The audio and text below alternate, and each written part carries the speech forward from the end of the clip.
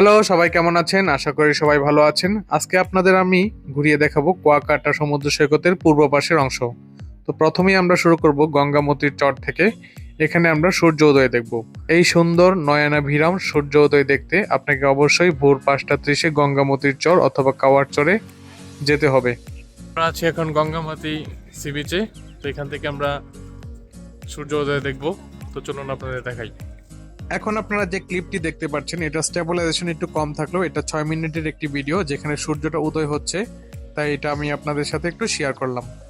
তো যাই হোক, এখন সূর্য উদয় হয়ে গেছে। এটার যে সুন্দর দৃশ্যটা, এটা আমি আপনাদের সাথে কোনোভাবেই বর্ণনা করে প্রকাশ করতে পারবো না। এটার সৌন্দর্যটা আপনাকে বুঝতে হলে অবশ্যই এখান থেকে দেখতে হবে। তো যাই হোক, এখানে আমরা ছাড়া অসংখ্য মানুষ ছিল যারা এই সূর্য উদয়ের সুন্দর দৃশ্যটি দেখতে এসেছিল। এই গঙ্গামতির চরে কিন্তু আপনি চা খেতে খেতে খুব সুন্দরভাবে সূর্য উদয় দেখতে পারবেন। আবার আপনি চাইলে এখানে নাস্তাও করে নিতে পারবেন। তো যাই হোক, আমরা খুব সুন্দর একটা মুহূর্তের সাক্ষী হলাম এবং আপনাদের সাথে এটি শেয়ার করলাম। আমার কাছে খুবই খুবই খুবই ভালো লেগেছে, যেটা আপনি আপনাকে বলে বোঝাতে পারবো না। তো যাই হোক, আমরা এখন এখান থেকে চলে যাব কুয়াকাটা সমুদ্র সৈকতে, যেখানে আমরা আর কি হোটেল নিয়েছিলাম। তো চলুন সেখানে যাওয়া যাক। এর আগে আপনাদের সাথে কিছুটা অংশ শেয়ার করছি।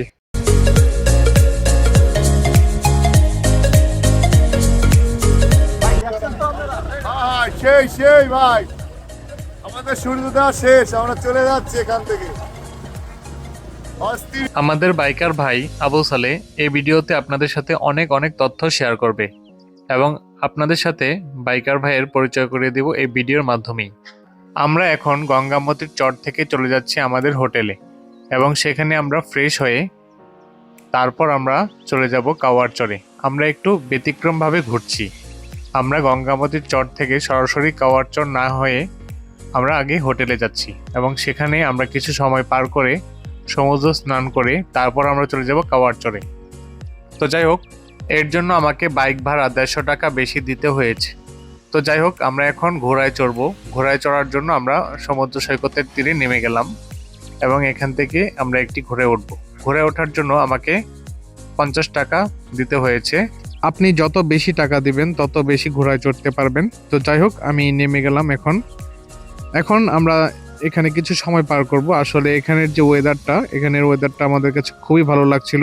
মৃদু সুন্দর বাতাস ছিল আর শান্ত সমুদ্র ছিল। আর এর পাশে আমরা দাঁড়িয়েছিলাম, হাঁটছিলাম। তো যাই হোক, অনেকক্ষণ এখানে সময় পার করার পর আমরা ৮টা ৩০-এ একটু খাবার দাবার খেয়ে নিলাম, তারপর হোটেলে গেলাম। যে হোটেলে উঠেছিলাম সেই হোটেলের ছাদ থেকে কিন্তু সমুদ্র সৈকত দেখা যায়। তো যাই হোক, আপনারা চাইলে এই হোটেলেও উঠতে পারেন। হোটেলে ২০ থেকে ৩০ মিনিট সময় কাটানোর পর আমরা চলে আসছি সমুদ্র সৈকতে। এখানে অনেকেই গোসল করছিল, অনেকেই ফুটবল খেলছিল। তো যাই হোক, আমরা গোসল করার উদ্দেশ্যেই এখানে এসেছি। তো সবাই কেমন আছেন? আশা করি সবাই ভালো আছেন। তো আজকে আমরা কিছুক্ষণ পর কুয়াকাটা থেকে চলে যাব।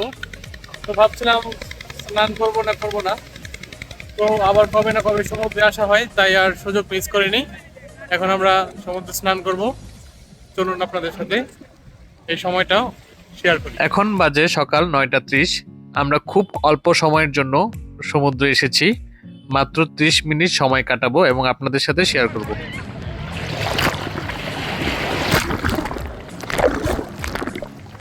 হ্যালো, আমরা এখন সমুদ্রে যাচ্ছি। অনেকটা ভিতরে চলে যাচ্ছি আমরা। আজকে সমুদ্রের পানি কম, কিছু করার নেই। এরকম আমরা অনেকটা ভিতরে চলে এসেছি। কতটা ভিতরে এসেছি সেটা আপনাদের দেখাই। এই দেখুন, অনেকটা ভিতরে আমরা চলে এসেছি। তো যাই হোক, এখানে আমরা সমুদ্র স্নানটা সেরে নিব। তো চলুন আমাদের সাথে সমুদ্রে ডুব দেওয়া যাক। রেডি, 1 2 3।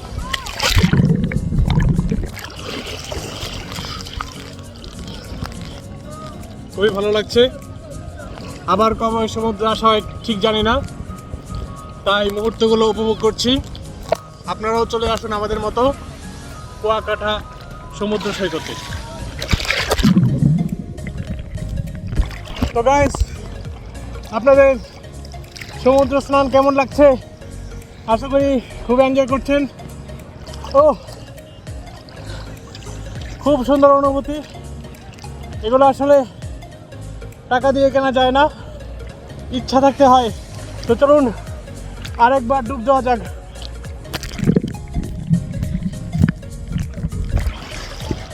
আমরা যে সমুদ্রে স্নান করছি, তো ভিতরে কিন্তু পানি ঢুকে যাচ্ছে মুখের ভিতরে। তো পানিটা অনেকটা ওটসেলাইনের মতো লাগছে। যাই হোক, আপনারা অবশ্যই সমুদ্রে আসবেন যারা আসেননি, আর যারা এসেছেন তারা তো জানেনি এটা কতটা মজা। আমি এই নিয়ে 5 বার সমুদ্রে এসেছি, আমার কাছে খুবই ভালো লাগছে। তো পিছনের ভিউটা আপনাদের দেখাই যে কতটা সুন্দর। দেখতেই পাচ্ছেন এখানে অনেকগুলো নৌকা দাঁড়িয়ে আছে। এগুলো সেন্ট মার্টিনে সাধারণত বেশি দেখা যায়, কুয়াকাটাও আমি লক্ষ্য করেছি এখন। তো যাই হোক, কুয়াকাটা সুন্দর। এখন শীতকাল, আপনারা হয়তো ভাববেন এখন শীত লাগবে, কিন্তু আসলে এই বিষয়টা এমন না। এই সমুদ্রে নামলে শীত গরম কোথায় থাকে সেটা বোঝা যাচ্ছে না। আর এখানে ঢেউটা একটু কম, কিন্তু এনজয় করছি।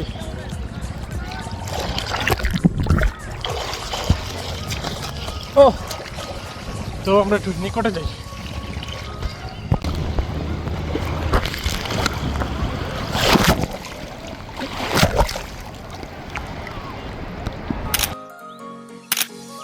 সমুদ্র স্নান শেষে আমরা চলে এসেছি হোটেলে। সেখানে ফ্রেশ হয়ে আমরা রুমটা ছেড়ে দেব এবং তারপর কুয়াকাটার যে বিখ্যাত স্থানগুলো রয়েছে, বাকিগুলো যেগুলো আমরা দেখিনি, সেগুলো আপনাদের সাথে অবশ্যই শেয়ার করব। এখন বাজে বেলা 11টা। আমরা এখন কুয়াকাটা 0 পয়েন্টে চলে এসেছি। এখানে আমরা বাইকার ভাইয়ের জন্য ওয়েট করছিলাম। তো যাই হোক, আপনারা চাইলে এখান থেকে সুন্দরবনও ঘুরে আসতে পারেন। এখানে টিকিটের ব্যবস্থা রয়েছে, আপনারা ভিডিওতে দেখতে পেরেছেন। তো আমরা এখন যাচ্ছি কাওয়ারচর।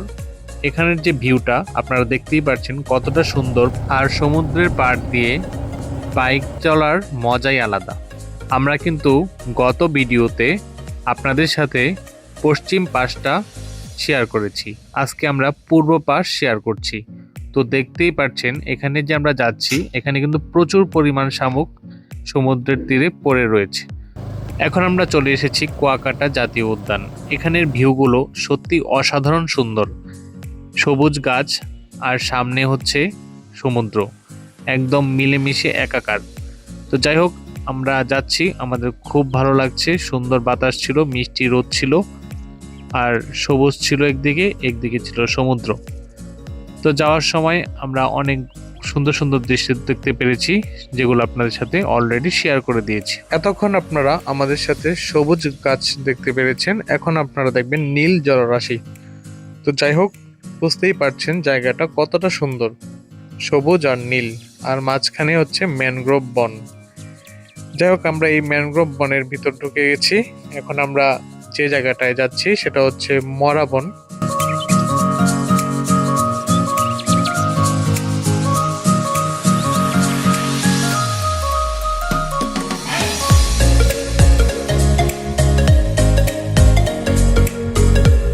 আমরা এখন মরাবনেও চলে এসেছি।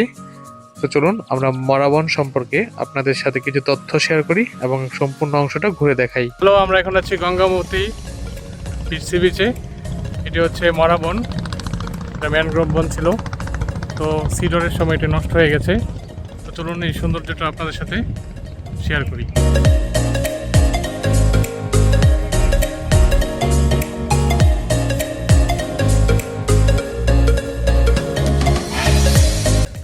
তো দেখতেই পাচ্ছেন ম্যানগ্রোভ বনটা অনেক সুন্দর।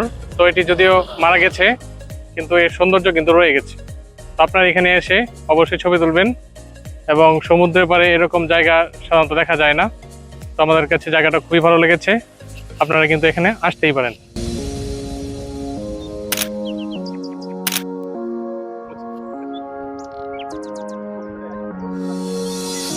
আপনি কিন্তু এই কুয়াকাটা সমুদ্র সৈকতে নিজেও বাইক চালাতে পারবেন, এজন্য আপনাকে প্রতি ঘন্টায় টাকা পরিশোধ করতে হবে।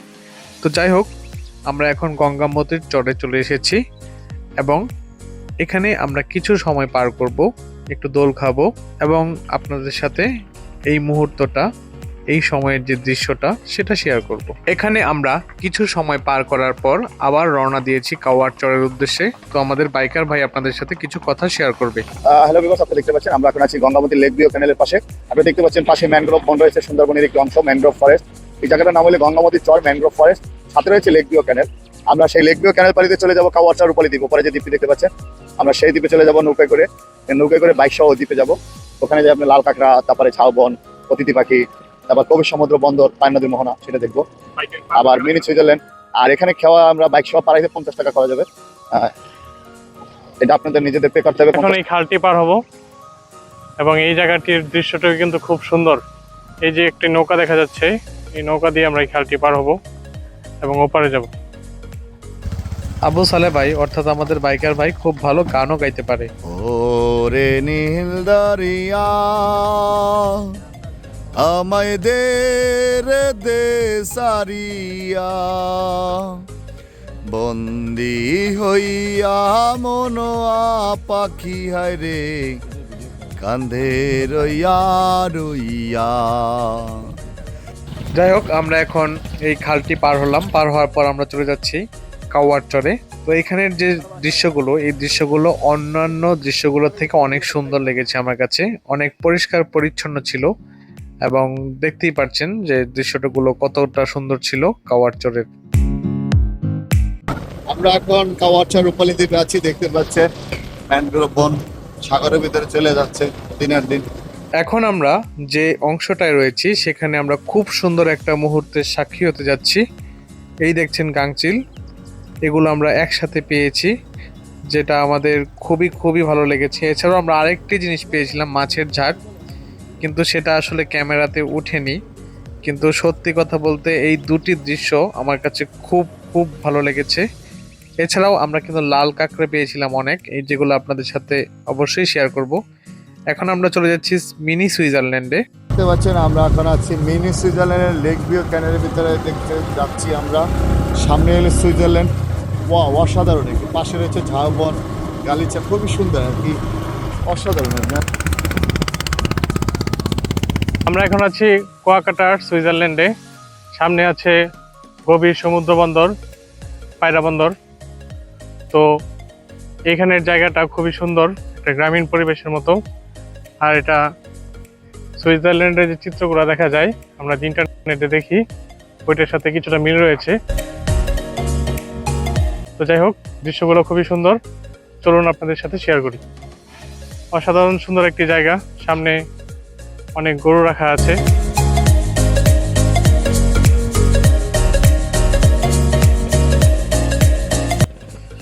তো আপনারা কিন্তু দেখতে পাচ্ছেন যে এখানের ভিউগুলো কিন্তু এক কথায় অসাধারণ আর কি।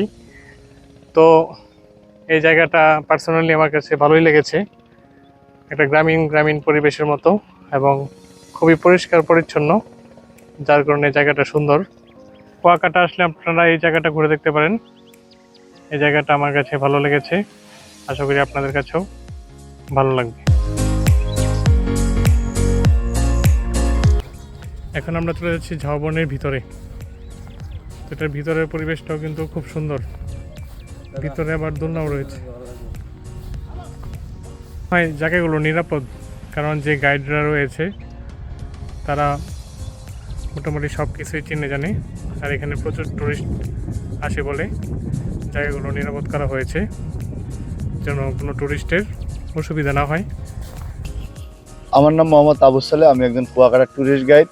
আমি সর্বক্ষণ পর্যটকের সার্ভিস দিয়ে থাকি। কুয়াকাটার 18টি প্লেস রয়েছে, যেমন পূর্ব দিকে রয়েছে 12টি প্লেস, পশ্চিম দিকে রয়েছে 6টি প্লেস। সকালবেলা পূর্ব দিকে আপনি সূর্যোদয় যদি দেখতে যান, গঙ্গামতির চর যাইতে এখান থেকে কুয়াকাটা থেকে 9.5 কিলোমিটার দূরত্ব। সূর্যোদয় দেখে তারপরে আপনি লাল কাঁকড়া দ্বীপ, বৌদ্ধ মন্দির, কাওয়ার চর, রাখাইনপল্লী, মিষ্টি পানির কূপ, কুয়াকাটার কুয়া, রাখাইন তাঁতিপল্লী, শ্রীমঙ্গল বৌদ্ধ মন্দির, টোটাল আপনি পূর্ব দিকে 12টি প্লেস।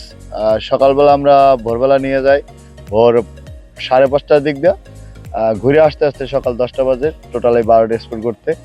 আবার বিকালবেলা নিয়ে যায় 3টার দিক দিয়ে আপনার পশ্চিম দিকে রয়েছে 6টি প্লেস, শুটকিপল্লী, ফিশ ফ্রাই, লেম্বুর বন, 3 নদীর মোহনা, ঝিনুক বিচ, সূর্যাস্ত, তারপরে ওখানে ঝাউবন রয়েছে, সুন্দরবনের একটি অংশ রয়েছে। এই টোটাল হইলে 18টি প্লেস। আমাদের ভাড়া হইলে যাই আপনার টোটাল প্লেসটি আপনার 1200 টাকা। আর যদি স্পেশাল সার্ভিস করে মিনি সুইজারল্যান্ড সহ 1400 টাকা ভাড়া পড়ে। এক বাইকে 2 জন যাবে, 1400 টাকা ভাড়া, 2 দিনের ট্যুর, সকালে এক সাইড বিকালে এক সাইড।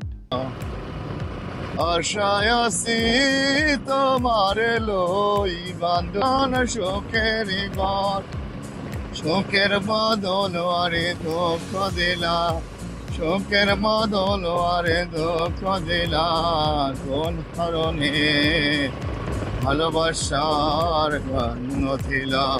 মিনি সুইজারল্যান্ড ঘোরার পর আমরা চলে এসেছি গভীর সমুদ্র বন্দর পায়রা বন্দরের এদিকে। তো এদিকে আমরা একটা মাছের ঝাঁক দেখতে পেয়েছিলাম, যেটা ক্যামেরায় আনা সম্ভব হয়নি, কিন্তু সত্যি কথা বলতে এটা খুবই খুবই সুন্দর ছিল। তো আমরা লাল কাঁকড়ার বিচে আসার পর আমরা প্রচুর পরিমাণ লাল কাঁকড়া দেখতে পেলাম, আমাদের খুবই খুবই লাক ভালো ছিল। যাই হোক, এটা আমি আমার মোবাইল দিয়ে শ্যুট করতে পারিনি, এটা আমার ছাত্র যে অনিক ছিল তার মোবাইল দিয়ে শ্যুট করা হয়েছিল। তো সেই ক্লিপটাই আমি আপনাদের সাথে শেয়ার করছি। স্যার এদিকে স্যার নামাই, স্যার দৌড় দেবে, ভিডিও করবে স্যার, পাগল স্যার। লাল কাঁকড়ার বিচে আমাদের কিছু ইন্টারেস্টিং মুখের সাথে পরিচয় হয়। তো যাই হোক, দেখতেই পাচ্ছেন কাঁকড়া কত জোরে দৌড়ায়। তো তারা কিছু মাছ ধরেছিল, চিংড়ি মাছ আর কি। মেল দে, মেল দে, আদে মেল দে। জান সব এলা হাতে কাটা বাচ্চি তুমি আনা আরো দিবি তুই গুড়ি মুড়ি। কয় ঘন্টা ধরে এই মাছটি ধরলি রে? সকাল হইছে দর্শনিয়া হ্যাঁ ব্যস্ত না বাবা। আমি ধরছি। আমরা মাছগুলো 250 টাকা দিয়ে কিনে এখন আমরা কাওয়ার চরে চলে এসেছি। এখন আছি কাওয়ার চরে। তো দেখতেই পাচ্ছেন এখানেও কিন্তু শুটকি করা হচ্ছে, আর এখানের পরিবেশটা খুবই সুন্দর। এখানে মানুষজন খুব কম, এখানে কিছু খাবার দাবার দোকান রয়েছে। তো চলুন আমরা সেদিকে যাই এবং গিয়ে দেখি। এখানে আমরা এখন লাঞ্চ করব। তো আমরা এখানে অনেকগুলো হোটেল দেখতে পেলাম, তো এখান থেকে আমরা একটি হোটেলে প্রবেশ করব এবং সেখানে আমরা আমাদের ইচ্ছা মতো মাছ বেছে নেব এবং তারা পরে রান্না করে দেবে। তো এইখানে অনেকগুলো মাছ আমাদের দেখানো হয়েছিল, আমরা একটা ইলিশ এবং একটা পাইলা মাছ পছন্দ করেছি। তো এগুলোর সম্পর্কিত ভিডিও কিন্তু আমরা আগেই একটি ব্লগে দিয়েছি, আপনারা দেখতে পারবেন। মাছ পছন্দ করে অর্ডার দেওয়ার পর তারা আধা ঘন্টা সময় চেয়ে নিল এবং এই আধা ঘন্টা আমরা দোলনায় দোল খাবো এবং আপনাদের সাথে শেয়ার করব।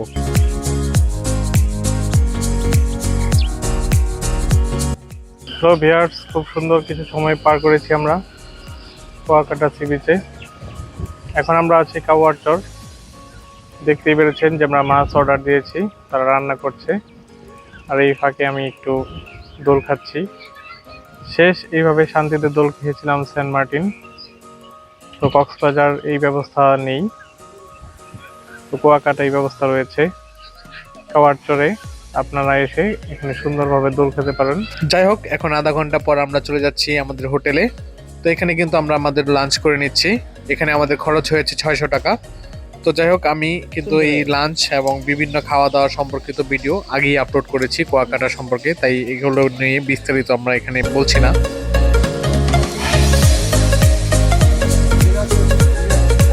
এই কুয়াকাটা ভ্রমণের ট্যুরটি কিন্তু আমরা মাত্র 2 জন মিলে দিয়েছিলাম, আমি এবং আমার ছাত্র অনিক, সে আমার খুব কাছের ছোট ভাইয়ের মতো। তো যাই হোক, আমরা এখন যাচ্ছি রাখাইন রাজ্যে। আমরা এখন রাখাইন রাজ্যে চলে এসেছি। আমরা এখন 36 ফুট উঁচু বৌদ্ধ মূর্তিটি দেখব। এর আগে এখানে 10 টাকা মূল্যের টিকিট কিনে নিতে হবে, এটা মন্দিরের উন্নয়নের জন্য ব্যবহার করা হয়। তো চলুন আমরা ভিতরে প্রবেশ করি এবং আপনাদের সাথে শেয়ার করি।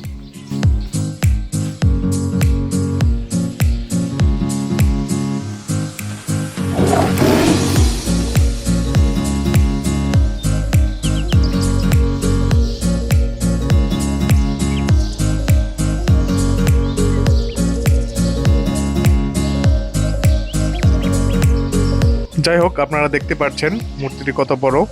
আপনাদের কাছে অনুরোধ করব, যদি আপনারা এখানে এসে থাকেন তাহলে অবশ্যই মন্দিরের পবিত্রতা রক্ষা করবেন। মন্দিরের পাশে একটি কুয়া রয়েছে, এই কুয়া থেকে পানি ওঠানো যায়। তো যাই হোক, কুয়াটিও আপনাদের সাথে শেয়ার করলাম।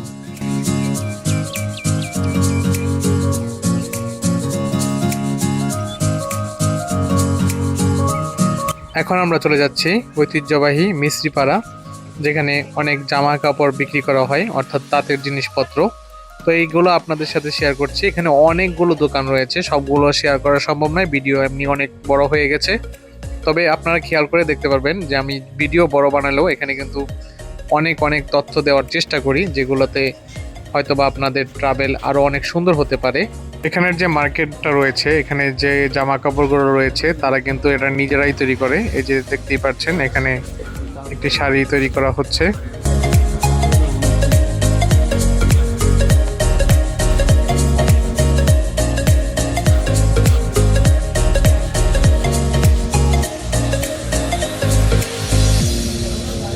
আমাদের এখানে ঘোরাঘুরি শেষ, আমরা এখন চলে যাচ্ছি আরেকটি মন্দিরে। সেই মন্দিরের যে কুয়া রয়েছে, এই কুয়া থেকেই কুয়াকাটা নামের উৎপত্তি হয়েছে। চলে এসেছি আমরা মন্দিরে। তো এখানে প্রবেশ করতে আমাদের জনপ্রতি 20 টাকার প্রয়োজন হবে। তো আমরা 20 টাকা দিয়ে টিকিট কিনে নিলাম। এখন আমরা চলে যাচ্ছি। এখানে তাদের বক্তব্য হচ্ছে যে এই টিকিটের মূল্যগুলো মন্দিরের উন্নয়নের জন্য ব্যবহার করা হয়। তো চলুন আমরা সম্পূর্ণ মন্দিরটি ঘুরে দেখি এবং আপনাদের সাথে শেয়ার করি।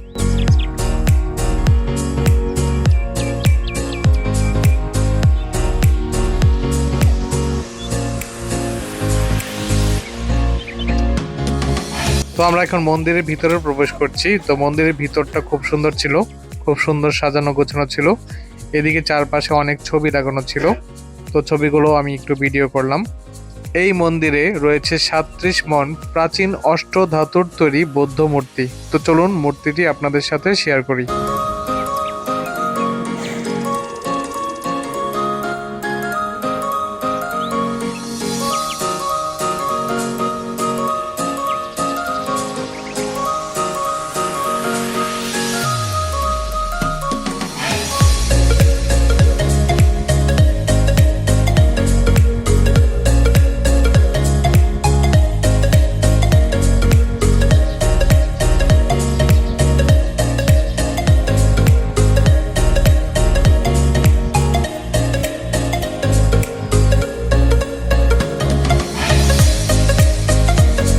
আমরা এখন যে কুয়ার সামনে রয়েছি, এটি 1784 সালে আদিবাসী রাখাইনরা এখানে এটি খনন করেছিল এবং এই কুয়ার নাম অনুসারেই কুয়াকাটার নামকরণ হয়েছিল। দেখতেই পাচ্ছেন আমরা কুয়াকাটার কুয়ার সামনে আছি। এই কুয়ার নাম অনুসারেই কুয়াকাটার নামের উৎপত্তি। এটার ইতিহাস আমি ভিডিওতে দিয়ে দিয়েছি। আমরা এখন কুয়াকাটা সমুদ্র সৈকতের সামনে চলে এসেছি। তো এদিকে একটা বিশাল বড় নৌকা রয়েছে। এই নৌকাটা নাকি 200 বছরের পুরনো। তো এই নৌকাটাও আপনাদের সাথে শেয়ার করছি, সম্পূর্ণ অংশটাই আপনাদের দেখানোর চেষ্টা করছি।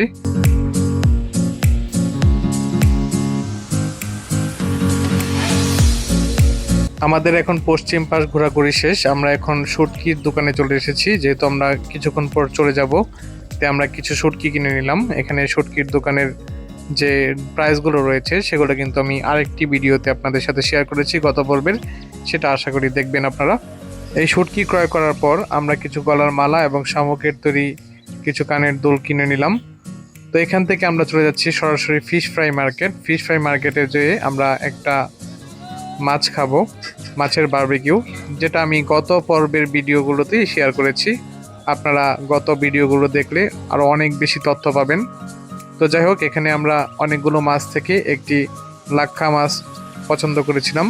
এই ফিশ ফ্রাই মার্কেট কিন্তু সন্ধ্যার পর একদম জমে ওঠে। তো আমরা এখানে আমাদের মাছটা হচ্ছে লাক্ষা মাছ, এটার বারবিকিউ আমরা খাবো। এখানে যে রুটিগুলো বানানো হচ্ছিল সেটি ছিল প্রতি পিস 20 টাকা। তো আমাদের খাবার দাবার তৈরি হয়ে গেছে, আমরা এখন খাবো। এবং ধন্যবাদ সবাইকে। যদি ভিডিওটি ভালো লেগে থাকে তাহলে অবশ্যই লাইক কমেন্ট করবেন। আবার দেখা হবে অন্য কোনো ব্লগে।